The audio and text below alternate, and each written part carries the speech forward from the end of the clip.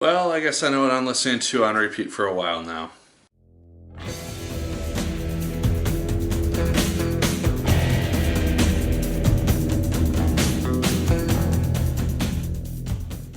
Hello once again, watchers of good movies. My name is Nick Pell and this is once again coming from my apartment. Now today we're going to be talking about the film Sing Street. This is a film which I've been looking forward to ever since I saw the first trailer for this movie.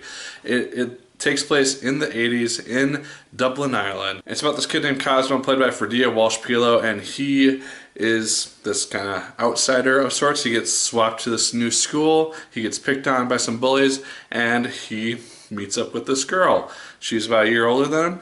She is out of school, she's a model, and he, to impress her, decides to make up that he's in a band, and then she believes him and he has to form a band. And the story is about that band and his relationship with this girl. Now, from the very get-go, I really enjoyed this movie just because it has such an innocent tone to it, because the kid is 15 years old and he just works really, really well in this movie. He's got just this huge crush on this girl. He is very awkward at times on how he proceeds with certain things, and you can't help but like the guy, and he just goes after what he wants. He's got a brother who's kind of a druggy dropout, and he's got the sister who's a very hardcore studier, and they weren't as used in the movie as I kind of wish that they were, but he has these good relationships with them, and then eventually with this group of friends that he has, which form the band. The music is really what sells this film, though, for me. As far as I'm aware, Fredia, he sang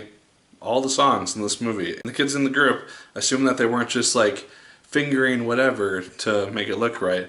I'd like to assume that they were actually playing these instruments, and this is actually just a really talented group of kids.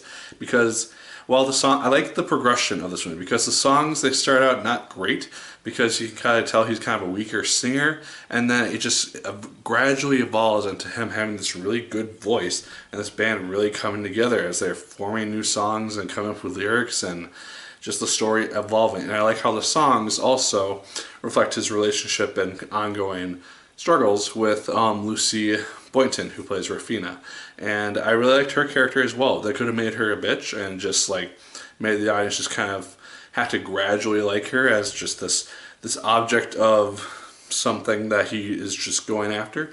But no, they make her an actually really interesting character, and actually somewhat of a deep character, because she has a lot of makeup on at first and it's kind of like a mask, and then there is eventually a scene where that comes off and you get to see what this girl is like after that comes off, and it's a really cool thing to see. And I really liked how the movie dealt with these characters. It was a really cool thing to do with. I do kind of wish that we would have explored kind of the parents, the brother and sister, the kind of more members of the group a little bit more. There's only kind of one or two members which really get like actual attention throughout this group, so I would like to see a little bit more reference to other people, because I don't even remember kind of where these people came from. There's kind of stand-ins. It was also quite funny. I was lucky enough to be in a theater. It wasn't terribly packed, but it had enough people where there was just like scenes that were really funny that the whole crowd was just laughing at, and they're very subtle things. They just work very, very well, because it just, again, it captures this essence of youthfulness and innocence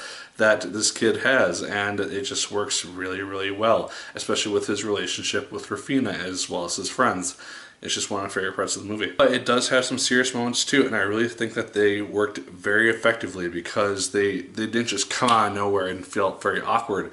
They worked very well within the context of the movie and with certain characters that were in it. You have like a backstory with one character which kind of comes out, and it's a very big thing which seems to move one of these characters, and I like seeing that. And then there's a very tough scene to watch too, which kind of is a reflection to some degrees of society in the US, to some association today.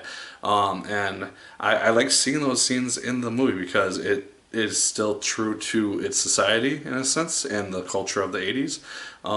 And yeah, I liked it. There's a prom scene which kind of is taken from Back to the Future, the first one, which I really like. This is probably my favorite scene of the movie, because it's essentially a music video of sorts, but it's just done so well, and I just loved watching this just play out, because it's just choreographed. It feels like what a ending to a movie could have been in the 80s, and it worked just really, really nicely, and I really loved the music to this movie. I was listening to it in my car on my ride home, and I'm probably going to be listening to this a lot. I've been listening to Hamilton for the most part. This might replace that for a little bit. If you're a fan of John Carney's stuff, he directed Once and Begin Again, both kind of music-y films, especially Once, which got changed into a musical, won Tonys.